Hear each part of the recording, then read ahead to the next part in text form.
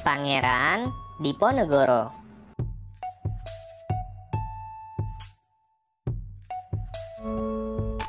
Hai, apa kabar? Semoga kalian semua dalam keadaan sehat dan selalu bersemangat untuk belajar.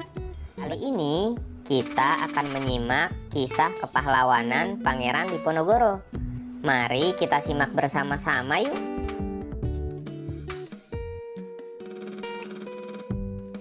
Diponegoro lahir di Yogyakarta pada tanggal 11 November 1785 dari ibu yang merupakan seorang selir bernama R.A. Mangkarawati dari Pacitan dan ayahnya bernama Gusti Raden Mas Surojo yang di kemudian hari naik tahta dan bergelar Hamengkubuwono III.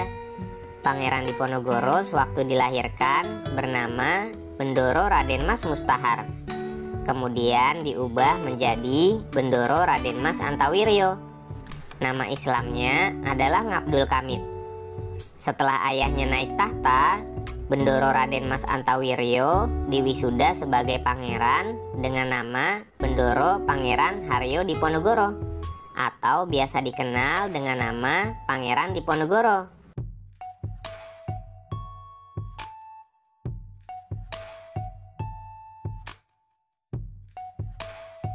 Pangeran Diponegoro pernah memimpin perang besar di Pulau Jawa yang dikenal dengan Perang Diponegoro.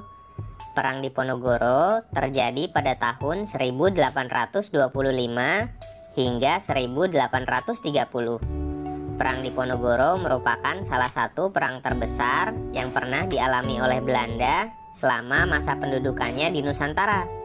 Peperangan ini terjadi secara menyeluruh di wilayah Jawa, sehingga disebut juga Perang Jawa.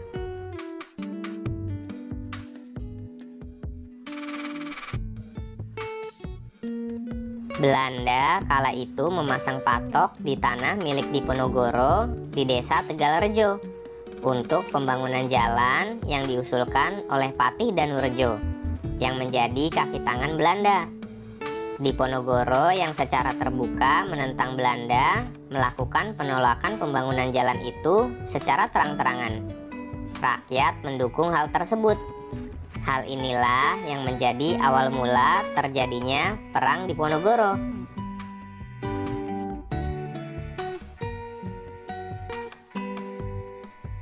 Penyerangan di Tegalrejo memulai Perang Diponegoro yang berlangsung selama 5 tahun. Pangeran Diponegoro memimpin masyarakat Jawa dari kalangan petani hingga golongan priai yang menyumbangkan uang dan barang-barang berharga lainnya sebagai dana perang. Dengan semangat sadumuk batu, senyari bumi ditohi tekan pati, yang artinya sejari kepala, sejengkal tanah dibela sampai mati. Sebanyak 15 dari 19 pangeran bergabung dengan Pangeran Diponegoro.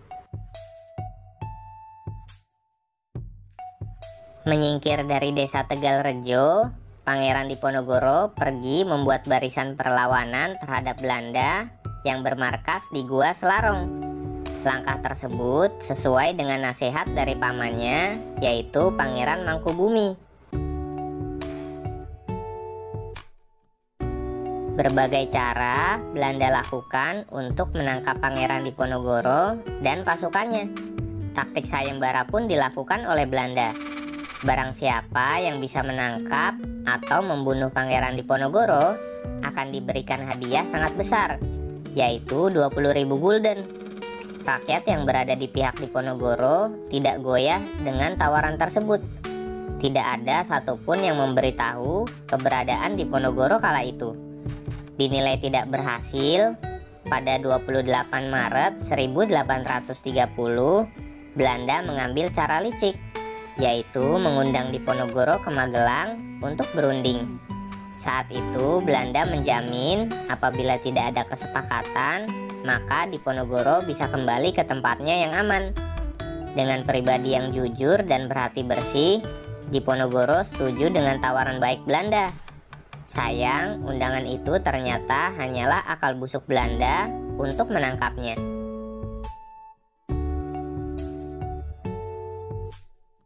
Setelah Belanda berhasil menangkapnya pada 20 April 1830, Pangeran Diponegoro diasingkan ke Manado. Tidak sendirian, Pangeran Diponegoro diasingkan bersama dengan Raden Ayu Retnaningsih, Tumenggung Diposoni dan istri, serta para pengikutnya. Setelah sampai, Pangeran Diponegoro dan rombongannya langsung ditawan di Benteng Amsterdam. Selanjutnya, Pangeran Diponegoro kembali dipindahkan oleh Belanda. Kali ini ke Makassar. Selama 25 tahun, Pangeran Diponegoro hidup di Benteng Rotterdam, Makassar. Hingga 8 Januari 1855, Pangeran Diponegoro meninggal dan dimakamkan di kota pengasingan terakhirnya tersebut.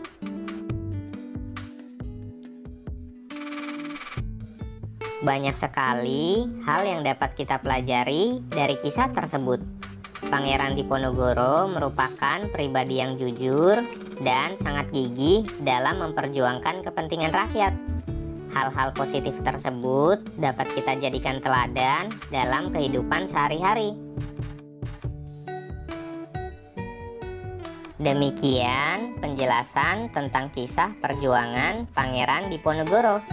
Semoga informasinya bermanfaat ya. Terima kasih telah menonton. Jangan lupa subscribe, like, komen, and share. Tekan juga tombol loncengnya agar kalian tidak tertinggal untuk menyaksikan video-video terbaru dari kami. Sampai jumpa.